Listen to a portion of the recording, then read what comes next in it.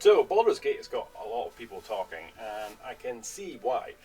An expansive and engaging game and story goes super in depth into this beautiful open world where there are many fun and interesting characters. Now, normally when I play games, I allow my kids to watch and to experience it because they really enjoy it. But this time it's... Bitches leave. The main reason is the same as why I have to explain to my wife. My Google search now has how to have sex with a bear on it. That's true, but I was only in there to get directions on how to get away from there. Therein lies the beauty of the game. It's not just a sexy bear, but it's a complete and utter sandbox environment. A lot of games try to give you this role-playing game similar to D&D, but generally it doesn't succeed. You're stuck doing what the game wants you to do. With Baldur's Gate, it's slightly different. You are unceremoniously dumped after a small tutorial into the open world, and it says, on you go. Go and do it. Have at it. Drinking, gambling, and debauchery. It's right under our noses. And that's brilliant. Some games it can be daunting, just to have absolutely no idea what you're supposed to do. But with this one, it seems like that was the intention. That you can create your own game, you create your own story. And your story might be shit. Like, my story started off, it was shit, it was boring, I wouldn't have paid that. But it got better. It got more fun. Especially when I leaned into it. Don't take the sort of general path, the normal path, and don't look up guides. That's the one thing about this. Don't look up guides. If you look up a guide, you're going to ruin the experience for yourself, because it's such a huge game. You're going to want to experience everything, like I am. I'm a completionist, so you're going to want to experience everything. But do not do it. Don't do it like that. Just play the game that you play, and if you like it, you can go back and play it again. A second run. Replayability being like a strange concept to me these days, especially since I have like zero time to play games. So my dad time takes up most of my time. Other than I got work, then I've got dad time. That's why I don't let them watch while I play. I could kill two birds with one stone. But thank you, Larian. Thank you, Larian Studios, for creating a game which I can't let my kids watch. However, you get to create your own story, as I said before, and it starts off with creating your own character. Now, naturally, to be true to life, I kept him bald, and a wee bit of rough patch, and a small dick. Interesting choice. What? I never played the first two Baldur's Gates. They're very old. And I've had a look at videos, and they look rough as book. So it is not something I'm planning on going back to watch or play. But so far, it seems like it's not been necessary. You get a general understanding of the world as a whole pretty quickly. Like, you find out, about the various factions and the cities and the religions and magic. And yeah, if you've played the first two games, you're going to get a much deeper understanding of the Shar and magic, the weave, and various gods and whatnot. But it doesn't take away from your enjoyment having not had that experience. So if you've played them before, great, you probably get more out of this than people who haven't, like me. So just don't worry about it. Now, the game's not perfect by any means. There's no such thing as a perfect game. Every game's got flaws, and this one has some flaws. Yeah, some of them can be super frustrating, and some actually help the game, and some hinder it, which is a weird thing to say, that some flaws help the game. But one of the things is you're doing dice rolls, like a Dungeons and Dragons campaign. You're doing dice rolls for certain things, and you can hit and spam on loads of critical failures and use up all your inspiration and re-rolls and use kits to then end up with some fucking rotten carrot in the chest. And you think, fuck. But don't reload and save the game to get that better. You might miss a conversation option, you might miss a perception, you might miss something, but that's the fun. That's the point. It's meant to be like that. So yes, it's frustrating that you don't get that conversation option come up, or it means that you're then thrown into a battle that you were trying to avoid. That's the point of the game.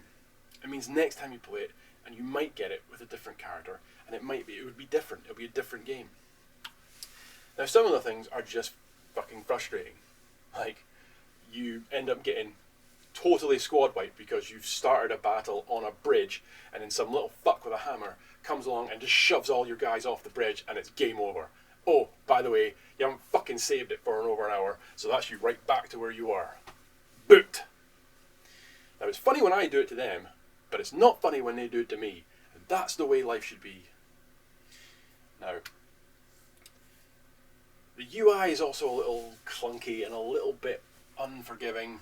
Like, when you're trying to search through the 10 billion spoons and pots that you've picked up, trying to one at a time send them back to the camp.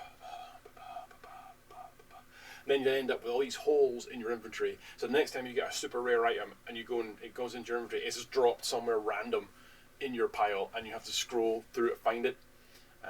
And when you do, your little mouse goes over it, and a huge description window comes up, blocking the entire inventory panel, so you can't actually see anything else in the inventory panel.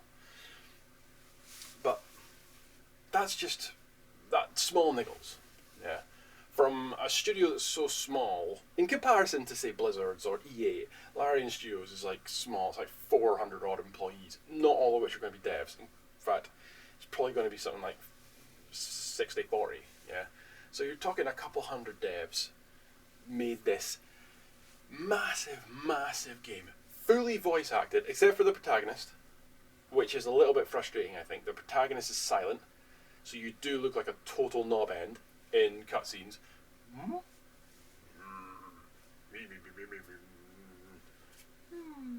Sad. Yeah, you look like a dickhead when everyone else is speaking, but everything else is fully voice acted. And why they couldn't give you, a couple of male voices, maybe even just a male and a female voice, like, it wouldn't be that difficult. Mass Effect did it. They voice acted everything else. Just to give you a little bit more immersion, it does throw you out the immersion slightly when you're having a conversation and you click something and then nothing happens. The guy just then speaks again. You're like, oh, that's a bit odd. And yeah, you're going through, everything's done through your facial expressions. So it's kind of like watching the remake of the Lion King, where the lions' faces are trying to be overly dramatic. Mm-hmm. Yeah, you just look like a spaz.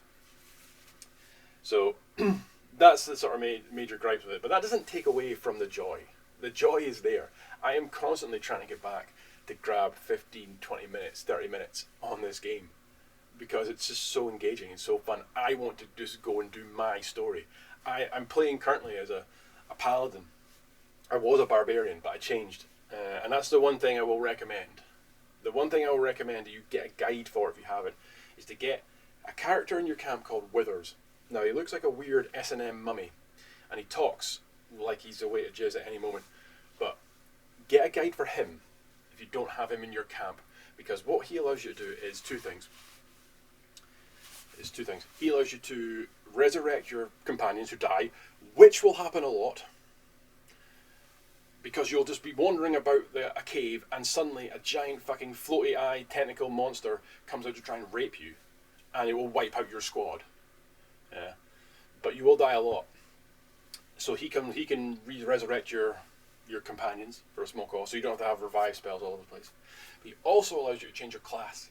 Now, if you're new to the game and genre like I was, being able to change your class at the start is just the best thing ever, because it allows you to experience several different class types without having to restart the game, and you can choose which one you like the best. So, if, like I did, I started with a barbarian because I didn't know anything else, and I kind of am a barbarian myself, a giant moron, yeah. So I chose a barbarian, but it became clear that it's a bit bland. And there are other characters I can have in my party which are better fighters than barbarians. So I switched to paladin, and that's just 1,000 times more fun. The conversations seem to have shit. I've gone from like ogreish barbarian, me fight, to paladin, paladin, I will protect the honor and justice of everyone. But I'm still wearing my barbarian costume, so it's pretty funny.